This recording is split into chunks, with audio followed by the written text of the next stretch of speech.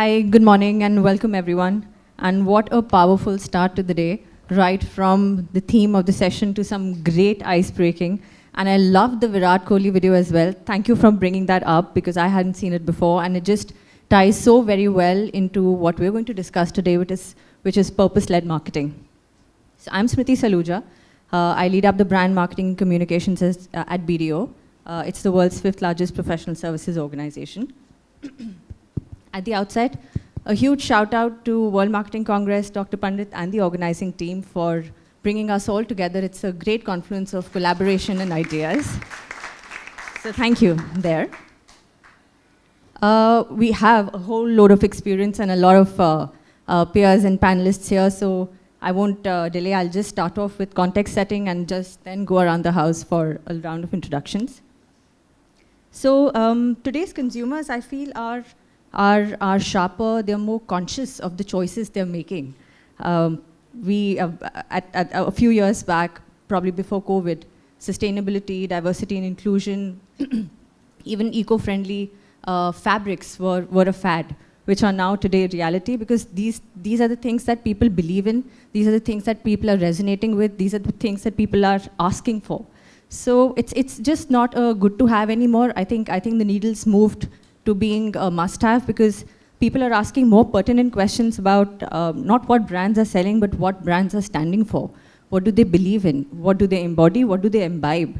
The why behind the brand is becoming much more potent than fancy taglines or glossy campaigns or just emotional narratives. I think that's the reality that all of us as marketeers and everybody in this profession is acknowledging and moving there to delivering much more value that resonates with people rather than just campaigns. I think we had a small case study, but I think I'll reserve it for the last because we would love to have your views as well as the panelist views. But over the next 45 minutes, our panel will explore how brands can connect at a human level, build meaningful differentiation, and how purpose can actually be interpreted as the new strategy.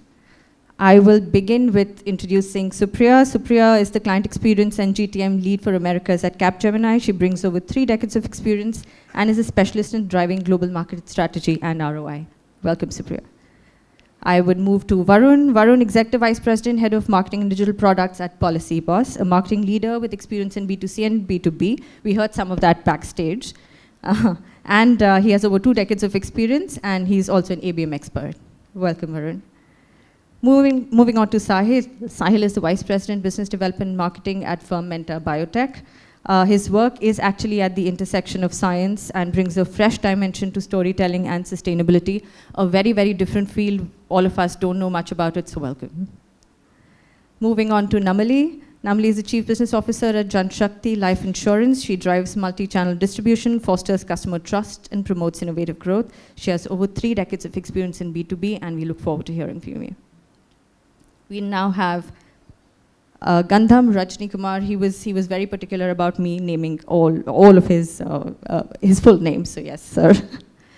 He's a leader in brand management, business strategy, and corporate communications. Specializes in blending creativity and data-driven insights, and has a decade of experience driving transformative growth and leading teams. Welcome. And Priya, we move on to you. Chief Marketing Officer at Tata BlueScope Steel Private Limited, has 2 decades of experience across various B2B and B2C industries. She is passionate about combining creative strategy, people empowerment, and purpose-driven communication for building brands that inspire. Welcome, Priya. And last, Anindya, founding partner at Sam & Andy, believes clarity is the sharpest strategy. 2 decades of experience across leading global and Indian brands, brings together business discipline and consumer intuition to build rooted brands. So the experience around this panel is hugely diverse from B2B, B2C, consulting, and at the convergence of science and marketing. So let's dive in with our first round of questions. And let me start with Anindya, you. Anindya, what are the first steps a company should take to actually identify its authentic purpose? Sure. I think the most important part, purpose, is that whether the business delivers purpose or not, whether the business is aligned to a purpose or not. For example, you take up a business and the purpose is very long shot. It doesn't align. So there are 5, 6, we generally call 7 steps to identify a purpose. The first or foremost step is the radical introspection. You look inside, why the company started, and before doing revenue, why the company all was doing. Okay, and the important part of it that what are the challenges that you have fought, what they have delivered so far. The second point is that listening to a people internally. Sometimes there is a very common thread, but people can't articulate in the system, but this thread becomes a big purpose call. When you articulate for them, they see, wow, I do it every day, but I have never seen that way. Okay. The third aspect is that looking into customers' reality. See, customers' reality is the biggest truth that we live with. In the morning, people don't think that there is a real beauty or not. They think that the water need to come, I need to take a bath and go to the office. So how we are part of the customer's reality? Are we solving a customer's reality every day in and day out? The fourth point is, are you solving a human problem? So it is far bigger to solve a human problem than a category problem. And as I said, Batman is not big. Joker makes him bigger. So are you fighting an enemy? What enemy are you solving? If you fight a bigger enemy, then you solve a bigger human problem. So Volvo doesn't make a safe car. It makes car that the other person is idiot, he doesn't know how to drive. And that's why you make your car life safe. The fifth problem is that, are you looking into purpose, what everybody else is doing, and that's why you say, I will do it better? Are you looking something very distinct? Because people remember distinct, similarity goes in the corner of the room. They get stacked together. And the last two important points of understanding purpose is that how it delivers business matrices, right? Because today, your CEO or a owner of the company will only say, okay, boss, okay, fine, I'm going to invest 24 months with you guys. But how it going to deliver? I have worked with one of the biggest, largest beverage company for 7 years. And after the end of 7 years, I can't name it with all the purposes, there is a global volume increase of only 1%. The CEO, new CEO said, okay, stop this nonsense, get back to the product, deliver the product. So does it deliver the business metrics? And the last important point to understand purpose is that whether finance believes in it or not, because they're going to sign the check for the investment. No, thank you very much. And some of these questions will come up in our discussions, of course, but thanks for calling them out. Which brings me to Priya. Priya, establishing purpose is baseline. What other factors do you think contribute? Yeah, so thank you, Smriti. And today, I think the purpose is a new baseline for trust and relevance. And as you have rightly mentioned, it's not a world of campaigns per se. So the customers are also looking from the brands something meaningful, which they should stand for. So I'll give you an example of Tata BlueScope Steel. So over a period of last 3 years, we were going through a huge transformational journey.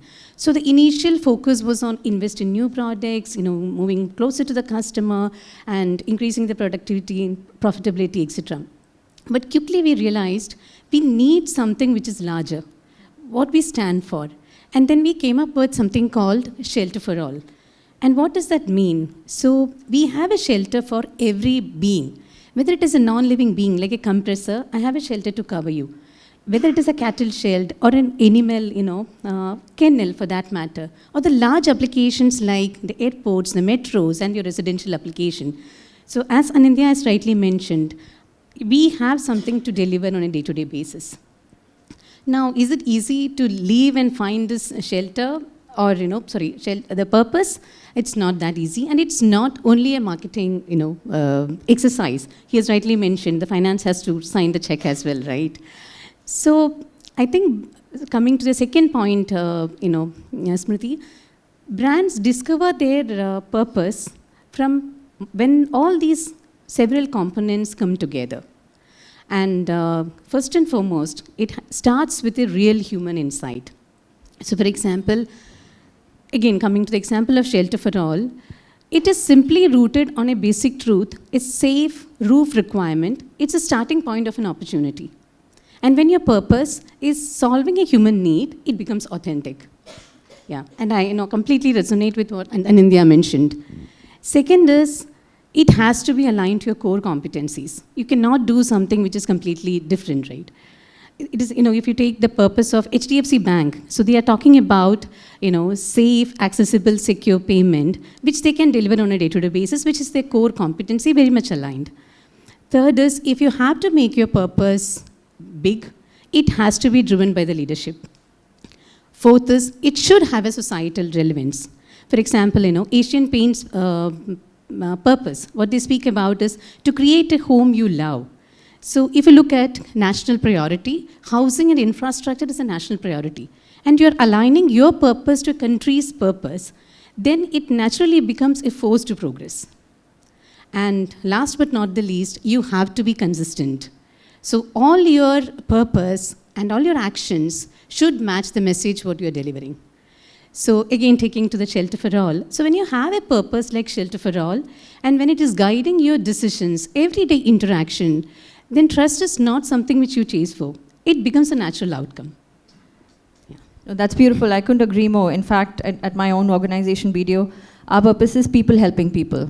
Now, we are a tax, accounting, audit firm, and how does that resonate? It resonates every day that we live it. It resonates in the talent that we hire. It resonates in the partners who sign off audit reports for HDFC Bank, for ICICI Bank, and so on and so forth. Our responsibility to our communities, so it's larger than our stakeholders, which are our people and clients, regulators, and governments. So I think if we don't live it, breathe it, the purpose doesn't come to life. The purpose doesn't mean anything than a fancy tagline, which all of us are agreeing that it's moved beyond that. So thanks Priya for that. Having established that purpose is baseline, Namali, what are your views? Can it actually be used as a differentiator? Of course, I think in today's current context, purpose is the differentiator. When you look at the brands, earlier Dr. Philip Kotler's book said about a USP, and it's really thinning and disappearing. We can't have a USP for more than maybe 5 minutes in this today's context, because somebody is going to copy and do it better. So therefore, the only differentiator, I think, is today is the purpose. So when you talk about purpose, it has to be built in to your whole organization culture, and also it should resonate with the target segment that you're talking to or your brand is empathizing with. So if you find the correct purpose and communicate it in a very empathetic way that would connect the core emotion of the consumer, the purpose is the differentiator, and that's actually non-negotiable in the context, because if you look at the younger generations, Gen Zs and the millennials, they are all looking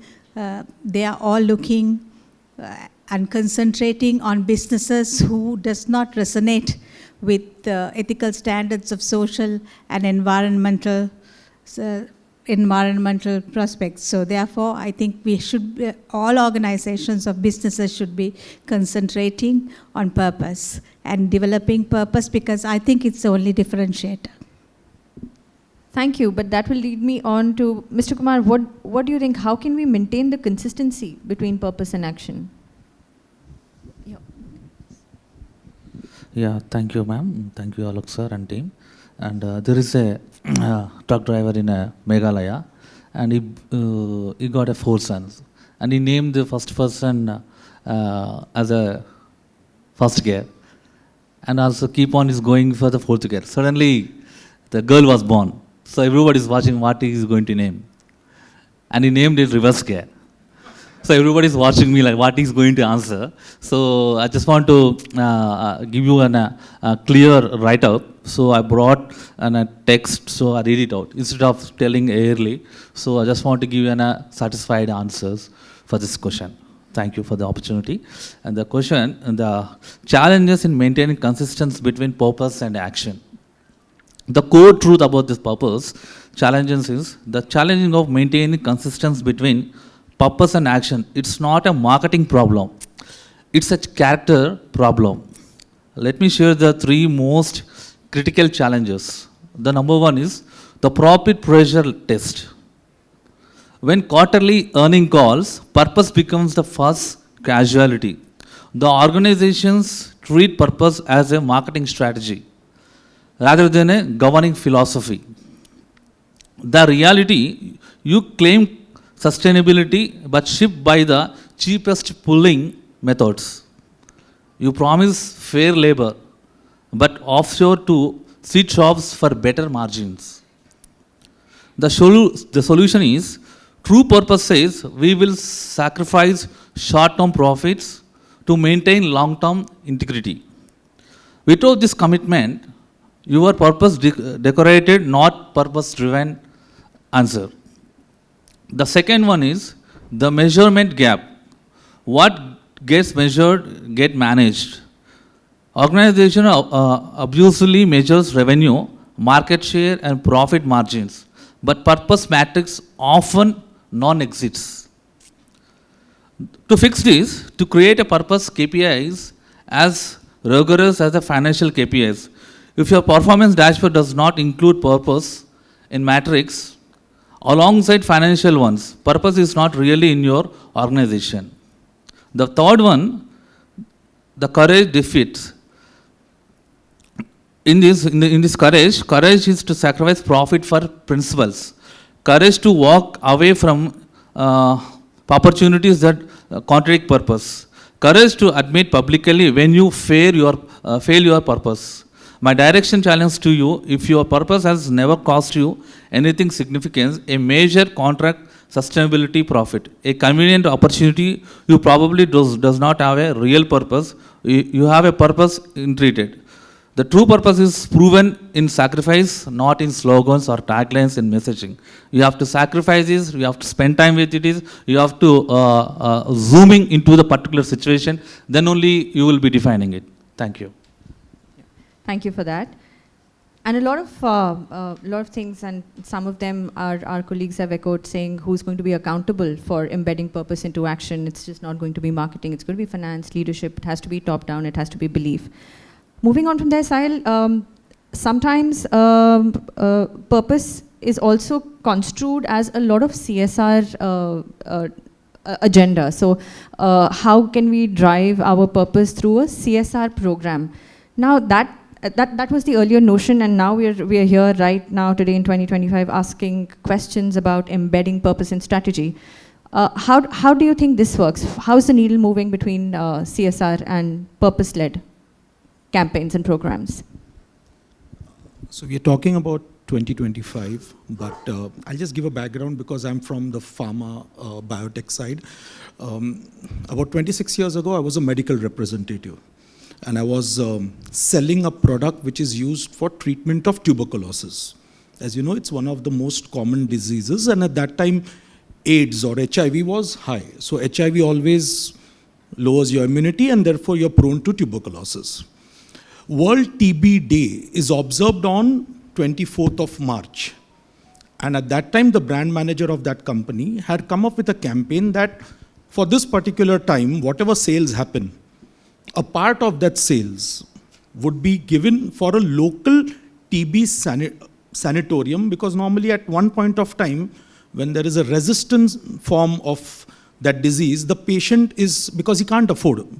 Technically, it's at that time also the government was giving free of charge, but at one point when the resistance is too high, a patient cannot afford even that amount of it. So they are shifted to government-owned sanatoriums where, you just, you let the time take care of it.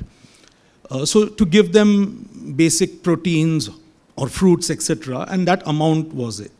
Now, we wanted, the idea was to get your consumers. In pharma, the consumer is different and the customer is different.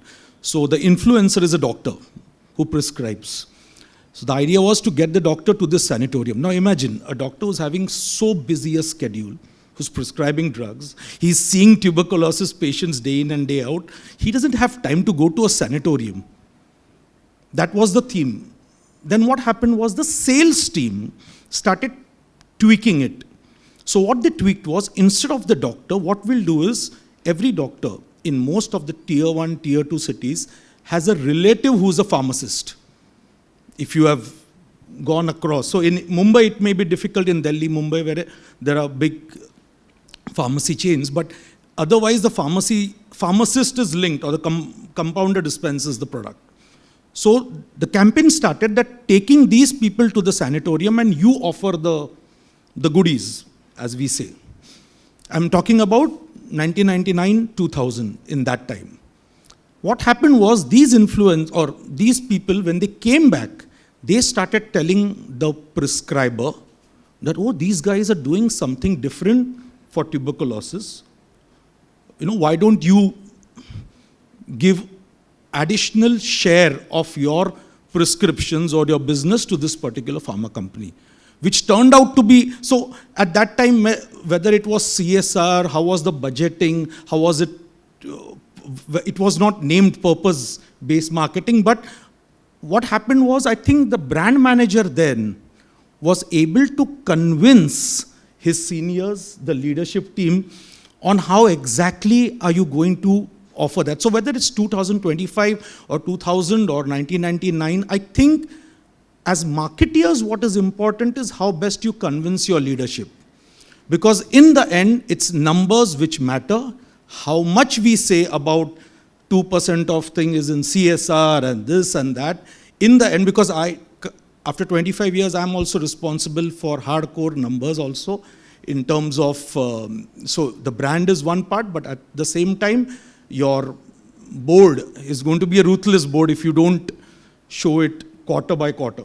So how best you marry these things together is going to be the crux. So even today, whether it's purpose-based, whether it's CSR, the idea is to show it as a hardcore return on investments. So I think, giving that example, because a lot of people think that when you talk about pharma or biotech, it's away from the regular B2C thing, which is, more glamorous and all. But in the end, when you use purpose as a strong marketing tool, it gives you immediate results also. It's not a long-term thing. Trust me, patience is reducing in the boardroom, as many of you are students who will be entering corporate, and we are much more lucky, I would say, all of us. Our bosses were patient, the board was more patient when we are there. Guys, when you will be there, and I think it's going to be a much more tough time. So you have to use your purpose as a marketing tool. Quick. Yeah. Real quick, okay.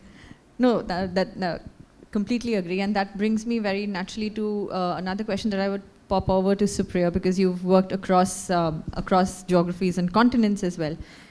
Do you think consumers really reward purpose-driven marketing? Does it really influence consumer choices? How has your experience been? And you've led GTM across Americas as well as India, of course. What are your views on that? Thanks, Smriti. I think they do today even more after the pandemic. So I have to classify it as pre-pandemic and post-pandemic, right? Purpose always existed. Purpose is the DNA of any organization, any brand, even any individual, right? And then you go and form part of a corporate team or a board or management, entrepreneur, anything. Today, we are willing to pay a purpose premium, right? Because I get vicarious gratification, I'm living it through you. Simple example, I love dogs. I want to do something for dogs, welfare of stray dogs, and then I have a 10-hour schedule, so all I can look at is a dog limping on the street. However, I would want to contribute to a pet care brand who says we give some proceedings to an animal shelter. So it is my vicarious gratification. I live it through you. I get a sense of relief of having done something for the society within my means. And therefore, me as a consumer is willing to pay a purpose premium for any product or service in B2B or in B2C. Even in B2B, we've seen that, right? My client will come to me if I say I'm using the proceeds of their project in my data center to reduce carbon footprint, because I know it's an energy guzzler at the end of the day, right?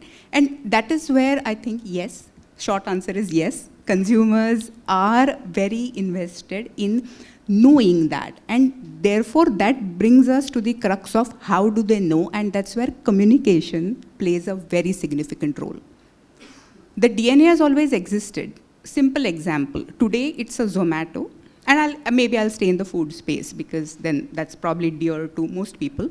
A Zomato and a Swiggy contribute a certain percentage of their earnings, and most people tend to check that box which says donate to Feeding India, donate to the Robin Hood plan, right? We do that. And it's not because we can't go out and buy something from the restaurant, and the restaurant prices are lower, by the way. The menu on the aggregator apps has a higher price, and you still are willing to pay that. Because you're like, not only am I being fed, somebody else is being fed, which I don't have the time, the luxury of time or resources or bandwidth to do, right? The other example is Amul. Existed for even before I was born, which is like prehistoric era.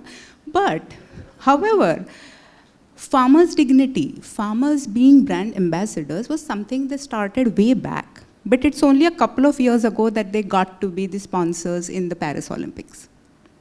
So purpose has always existed. It's how you communicate, how it resonates, and not only, so your customers could also be internal customers.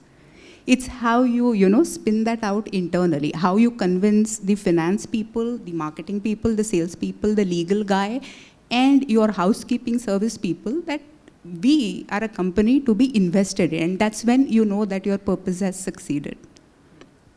No, that's beautiful. Yeah. So the emphasis on pronouncing your purpose very, very articulately now. Yes. And of course, living by it and feeling it. It's in your DNA.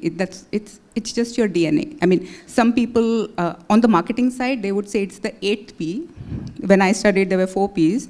Then when I started interacting with students, I had to memorize it because apparently there were 7. So now it's the 8th P, but it's actually the first one. Yeah, that's brilliant. Thank you. Varun, if you could enlighten what happens when purpose falls short? What is a scenario when brands promise a purpose and they're not able to live up to it because we're hearing how important it is, and now when we pronounce it and when we talk about it, it becomes all the more binding on us to live by it. What are your views? Thanks, Smriti. I'm going to answer this, but before that, I'm going to make this a little interactive for all of us here, because that will lay down the foundation. How many of you have been using the same mobile brand for over 5 years? Can you just raise your hands? No, brand, the handset. Yeah. Okay, now, of those who raise your hands, are you using the same brand's laptop or desktop as well? The numbers are thinned out, right? Now that's a classic example to kind of showcase how the brand purpose thins out over time. Change is the only constant, and that will keep happening. So no brand purpose will always be 100% bang on. In fact, thanks to Professor here, he's kind of reminded me of an old anecdote, and I'll share that with you. ITC Foods was always and has always been known to be a no-nonsense kind of a marketer, a no-nonsense kind of a brand, right? You have brands like Ashirwad, the name itself resonates, brings in a lot of seriousness about it, and the likes.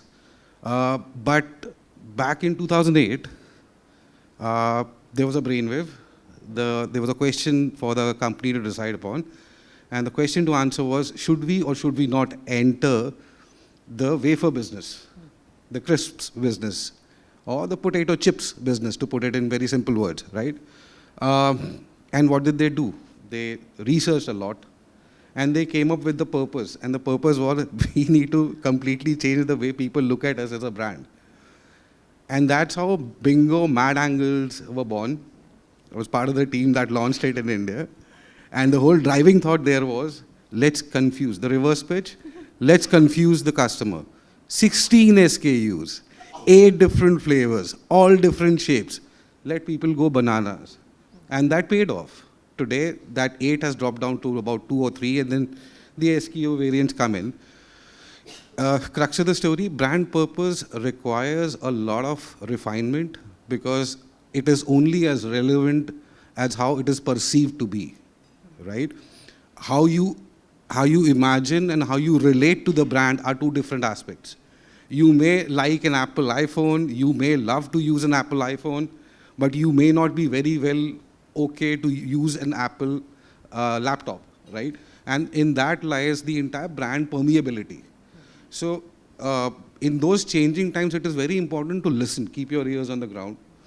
As a brand, you need to always be invested in the reality of who you are and what problem solving are you still continuing with, as some of my colleagues here have stated, right? That problem solving is core to a brand purpose. And as long as that problem solving bit is clear, your consumers will continue to be with you. The other aspect is, in the fast changing world with margins thinning out, and there is a business angle that was brought out as well, right? There is always a human lens in a brand purpose and a financial lens or a business lens, right? Well, that's always the conundrum. Every marketer, every business guy will say the same thing, right? We all deal with it day in, day out. But the balance would really come in the monetization of that purpose being constantly rejigged at the ground level. You need to keep listening to the voice of the vox populi, the voice of the people. What are they talking about you? How are they resonating with what you are doing? And the course correction should not be reactive. You have to have signals put in place today. Well, the world has evolved. Hello, AI, right? So there are enough and more things available, stuff available even for a new entrant today to be able to soundproof how that universe is going to shape out. Lastly, as businesses, we drive numbers. We mean numbers, we live numbers. And that's how the brand also has to be.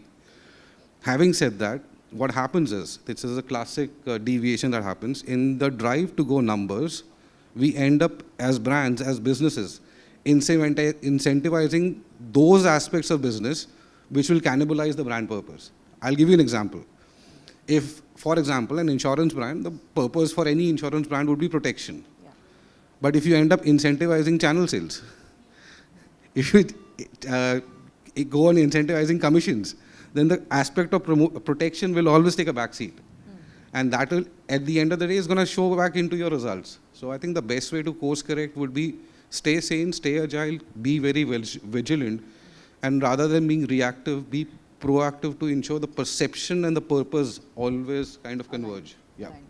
No, great insights. And that actually makes me think, how then, and it can be to you, how then would you embed purpose holistically across culture, across strategy, across behavior? So if you incentivize a wrong team, you are defeating a purpose, or the purpose is becoming secondary. So how do you embed it holistically to A, achieve numbers, and B, stay authentic, stay true? So this is great, because if you are the first guy in the Viva, you're also the guy who also needs to listen, and all the answers. You can do a summarization. That is the smartness of a consultant. Okay. The first thing I think in a scenario like purpose holistically, I think there is a huge confusion about what is purpose and what is brand positioning. Is there a difference between a purpose and a brand positioning? You are presenting to a board and they're confused. Okay, is this the positioning or a purpose? So you have to make them understand that a purpose is far beyond the profit. It is why do we exist, right? If the board understands why do we exist, there is no question asked. Okay, positioning is a sharp distinction, differentiation in the mind of the consumer as compared to a competition. So if you have been able to deliver that, this is purpose and this is positioning. Sometimes positioning take on purposes because it has a long life, right? We have worked on a mental health brand in which we figured out the mental health has become a very tick mark in an organization. They were a B2B brand. It became a very tick mark in an organization. We thought that while doing the research, the first tick is that let's do a great service to the category. Open the category, and when you want to open a category, there is always a challenge. Somebody will say, see, the category leader will learn, you're a small fly in the soup who will listen to you. But sometimes opening the category also works. So the first task that we did for the mental health was questioning the category. And the way we created the positioning, it was backed by a purpose. Extensive research was, let's be real. See, sometimes you say, नाटक क्या कर रहा है? हम अपने बच्चे को बोलते हैं, यार mental health क्या होता है? तो यहाँ पर मारूंगा काम पे लग जाएगा. Right? So the first thing is that you create that clarity between purpose and positioning. Second thing is that you make sure the purpose goes at a leadership commitment. It's the KPI that jobs to be done start from the top. It is his KPI then it trickle down has a cascade effect. Because if it is a KPI of the marketing, it gets lost in the translation. Okay. The third important part is on the purpose is that, yes, there are numbers to be driven. Yes, there are business matrices to be followed. But on the brand scores, do people remember you? People align you. People come back and say, I used to work on a brand and used to claim that the kid will be taller, stronger, and sharper. And the kid is the smallest kid in the class. He's get beaten every day and he's also trying to pass out. Believability. Do purpose align with your believability? I believe in you, right? You're solving a problem. I believe in you that I'm looking good in my own skin, right? I'm getting that confidence that I can wear a pajama and go out because I'm looking beautiful in my own skin, right? You take a small girl, take a picture, she'll stand. If you take a lady, she'll hide her face, right? This is how you create believability. And the most important part holistically is that how you built in purpose, as an everyday behavior. See, it's very difficult in marketing to do behavior change. So if you take the example of Swachh Bharat, if you say, it took a lot of effort for us to stop throwing the plastic bottle in the dustbin. Behavior change is one of the most difficult tasks, except it is technology. Rest it is, that's why face wash or mouth wash faded in India. It couldn't develop a behavior. So how do you deliver purpose on for a supply chain guy, from a sales guy to a customer care guy as a behavior, not as an attitude? Because attitude moves, you change company. Behavior remains back. Yep. It's a culture first. So purpose has to get into the behavior and also tie back to the company culture. So best place to work should not be a tagline, but best place to learn. I don't leave the company for the next 10 years because I found my contribution there. No, true. It's a journey. It's a journey built on perception versus positioning versus purpose, embedding it all through the value chain. And sometimes it becomes a little simpler for B2C because you can see tangible results. You can see adoption. You can see testimonials. You can see people verifying with a brand, relating to a brand, resonating with a brand. Smriti, can I take just 30? Of course. Sure. I think a lot of us watch Shark Tank not because it's Shark Tank. We watch Shark Tank because over a dinner table. Because it brings business to the table and you find that somebody is getting 1 crore by pitching. What Shark Tank has done, it has decoded the purpose of business. Because Bania was a different and educated was a very different segment. It bought people who are educated into business. And the biggest thing is that people who invested in the business, they saw a dotted line purpose. For example, a board guy investing in a wearable business because he thought that because my earbuds goes very beautifully with a underwear or a chishma. So they created that link and people started thinking, oh, I haven't never thought of that. That there is a purpose in this business linking. Yeah. But actually, I would then flip it more to Sahil because you have a pretty complex problem in justifying investments in purpose in such a niche segment. Like he's saying, it's easy to justify a wearable because it goes with my attire, it looks good on me, it fits. But how do you tackle that in your sector? So it's not different from anywhere else. It's basically, as marketeers, our sole currency which we have is story with us. Storytelling.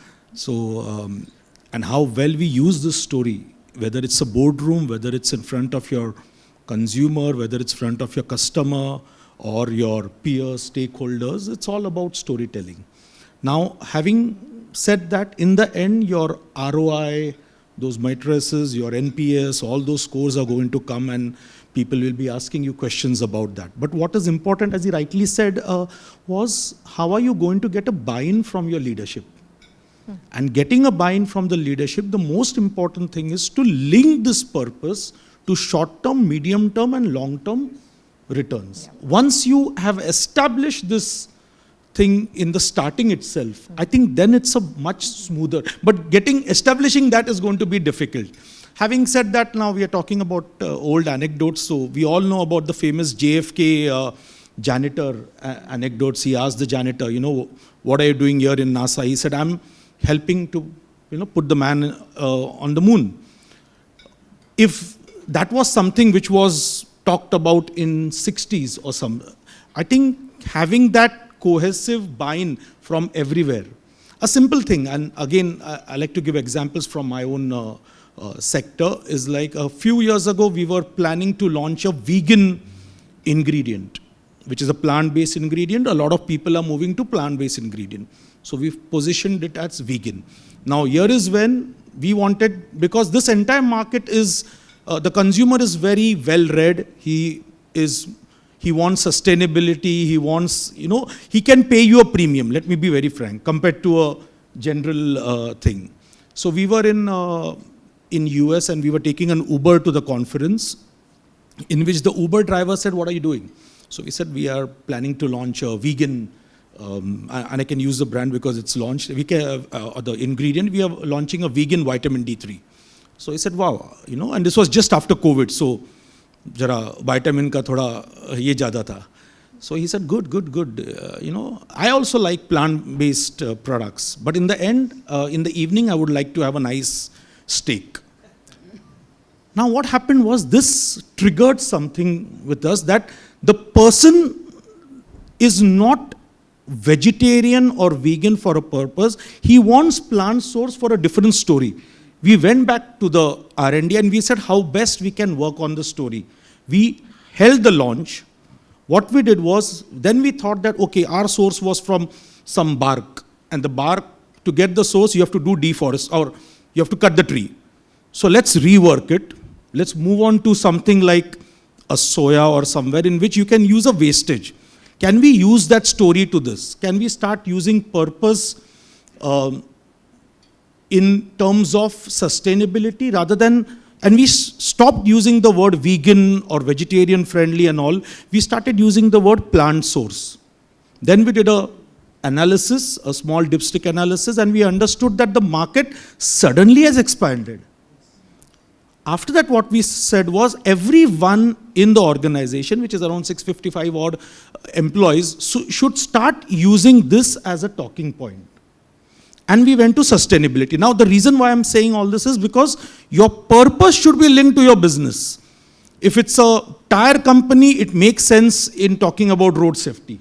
If it's a tire company and if it is talking about, we are doing CSR, or we are doing a particular thing for the visually impaired, etc., it looks like charity, which the consumers may not understand to a larger extent. It's good to have. I mean, I'm not saying anything again, but when you connect it with the business, it makes sense. And when we started using this, so we went to sustainability. Then the first thing which we did was, let's stop using plastic bottles. Because in the end, what happens, even in your boardroom, you're talking about sustainability, but you have a nice green Bisleri bottle kept over in front of you. So then it's all, so let's start bringing that thing. And then we went one step ahead, in which the sales team will carry his own, thermos or a particular steel bottle, and he will keep it empty, and he will ask for water during the sales call at the customer, and the customer has to give him water from a source which is not a plastic, so that he can tell the story to the customer. That's how you link an employee, you link a customer, and once everything is taken care of, talking to the board about ROIs is much easy. Great. So you use it as icebreaker in a business development meeting. So And you begin with that. icebreaker, business development, but the entire story has to be told to your stakeholders or the finance who signs. I hope there's no finance guys over here, but in the end, it's important to sell internally to market externally. Yeah. That's it. Storytelling is one great strategy. Varun, in your experience, what can be another strategy? For example, using influencers. We began the day, the national anthem was a beautiful rendition with Mr. Amitabh Bachchan. And influencers and influencer marketing also forms a great foundational pillar in most of our strategies as well. So what happens when you take an external influence that does not resonate with your purpose? and it relies on the credibility of the influencer or borrowed credibility, how that can seriously impact authenticity. And you worked with ITC and BTC brands. What's your experience? See, this happens dime a dozen. I'll be honest. It's not easy to say this on stage, but that's the reality. We fumble, we stumble, we are humans. We made errors. We've all done that. And that's how you learn. Look, I'm also accountable for the P&L to a certain extent, so driving revenue is not easy when you are error prone this way. But look, it's a question about compatibility. It's a question about how the fit to the brand is. Now you talked about getting this fit wrong. Well, there has to be a template. I believe what happened was, in a very small period of time, there was a lot of stuff that happened real fast. And not everybody was equally able to catch up to that pace of change. So a lot of Me Too exercises started happening where I just follow what the leader is doing and I'll toe the line. And that happened with a whole lot of brands, who everybody, a B2B distribution brand is also using an influencer. A B2C distribution brand is also using an influencer. Someone who has zero control on product is still talking more on product than the manufacturer itself. That's the reality that we are living in today. And what that has done is, let's understand one thing. Today's customer is more informed, more aware, and more choosy than ever. It's a difficult time for a marketer to make business. You may, as much as you want to mean business, it's not equally easy to make business. This fit has to be tested. The right way to go about it is do dipsticks, do pilots. Don't go all big bang in the first go itself, because then course correction is very difficult, right? So the fit of the narrative has to, so whether it's a brand association, whether it's what's today, the in thing is collab, right? So you do a lot of brand collabs. Yes, but the core, as everybody's been saying, the core narrative, the story, the extension of that story, its believability, its acceptance, its resonance, and most importantly, in very simple plain words, dhanda aana chahiye. Simple as that. So as long as that is there and you have all the checks and balances in place, I think you won't stumble. In the lack of checks and balances, just going by gut, not having any data with you, is going to be risky, for sure.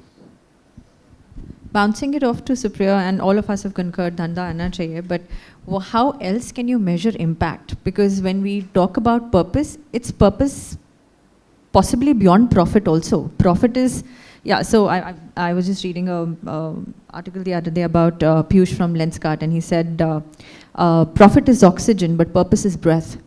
So you can survive on oxygen, but your brand will live, you will live when you're backed by purpose. So profitability established, check, needs to be there. But what beyond? So assuming we are the lucky ones who got the green light on funds, Yeah. I think the most important thing is the narrative, like all of us have been talking about. And it is, you're talking to a large audience, a diverse audience, internally and externally, right? And they probably have the attention span of that bee that was flitting around, perched on most of us with great disdain, and then spent the longest time on the carpet, unfortunately. So then, and you have dashboards for metrics, you have everything. But beyond that, and I am going to take a leaf out of Professor Wakalkar's keynote, you engage the 6 quotients effectively, right? And they go beyond creativity. So there is humor, there's wellness, there's digital. So, and it boils down to how well your campaign does that. Your campaign could be a positioning campaign, your campaign could be a convincing campaign for your board, your campaign could be a mass audience communication campaign. And it has to be an awe-inspiring campaign at all times. That's when you'll get the impact beyond metrics. That's when you'll get your flywheel buzzing, where your customer becomes your brand ambassador for future customers. In an ideal world, you'll have to spend very less because you have a lot of word-of-mouth referrals, correct? And how do you do that? So your cause, which is your purpose, and your story, which is your comms. So your cause, comms, congruence framework is your beyond beyond metrics or beyond hardcore metrics. So how do you do that? So you elicit awe. For an awe-inspiring campaign, you elicit awe. So E is your emotional engagement, right? Kuch khas hai zindagi mein. So I'm just going to go by tagline, so it's easier, maybe a lot of people have heard about, right? So E is your emotional engagement. If you have hit that, your people are going to remember you even if they don't buy at that point in time, but they will remember and somebody else will buy because they told them about it, right? So elicit, so E is emotional, L is, like Priya mentioned, long-term consistency. If you're there for the long term, like an Amul, right? I is inspirational, Tata Tea, Jagore. It's not that we didn't know what they were trying to say, but it got it up in the forefront. A lot of people started buying Tata Tea, and previously they were probably on Society or Brook Bond, right? And I'm purposely going B2C examples right now. So ELI, C is communication platforms. Biggest example, cricket. Everybody was digitally engaged on the myriad of cricket matches that seem to be happening all the time, but the largest engagement is on community platforms. And that's where you get your engagement beyond metrics. Maybe they're not captured on your real-time dashboards, but they're there, back of mind. Therefore, aligning cause comms to the framework, right? ELICI. The next one is interactive. It could be as simple as a contest, but interact in the space that you have. Take feedback, do sampling. A lot of people don't do that because of, monetary constraints, but do that. However you engage, right? Give out a little bit of your DNA, put it out there and see what feedback, and a lot of people call it market testing, A/B testing, but do it. T is transparency. Don't aim for something that you're not. People find out like in 2 minutes, and that's the worst possible publicity that you can get, right? So you have elicit, and then you have awe. So AWE after that. A is how authentic is your measurement. So you have your real-time dashboards, which helps you convince your board of your ROI and therefore get more funding. But how authentic is it? Are you really making that difference in the market? If not, like we've said before, you're shortchanging your own purpose. Purpose washing is not really the objective. It's staying true to your purpose, right? W, and that was also part of the quotient there, is the wellness quotient. Are you giving something back to society? And that's where the CSR angle comes in. So while the erstwhile purpose was mapped to CSR, today it's one part of that, right? And the last E, so AWE, is ethics, right? Don't say we are, I'm really sorry, but like a vegan brand, not to do with yours, and then you turn back and see that the factory is all for animal cruelty or something like that, or labor, cheap labor somewhere. It's just not going to fly after that. It's the biggest doom that you can ever think of. So if you do a elicit or kind of cause comms congruence framework, I think it'll be very sorted in terms of beyond the, rational metrics, the left brain metrics, as it were. Yeah, that should be good. I think that's a brilliant summary of all our discussions with that framework. There are so many questions that we all had more about talent. How is talent going to shape up? And how can we end any discussion on marketing without AI? But I think Dr. Pandit has signaled twice.